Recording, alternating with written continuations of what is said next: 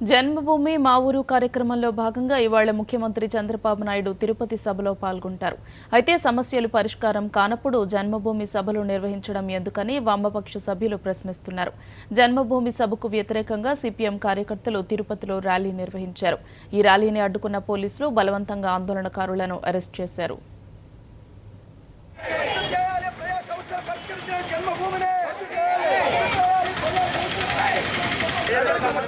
సమస్యలు పట్టించుకోకుండా ఇప్పటికీ 2 సార్లు జన్మభూమి అయితే అవిట్లో పెట్టిన అర్జీలకి ఇంతవరకు అతిగతి లేదు.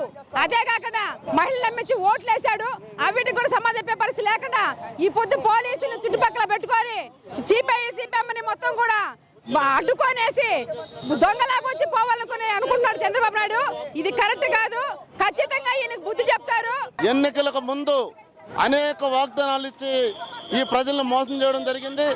ఈరోజు మొత్తం డాక్టర్ రుణాలు రద్దు చేస్తామని చెప్పినారు. డాక్టర్ రుణాలతో పాటు రైతాంగానికి రుణాలు రద్దు చేస్తామని చెప్పినారు. కొత్త రుణాలు ఏర్పాటు చేస్తామని చెప్పినారు.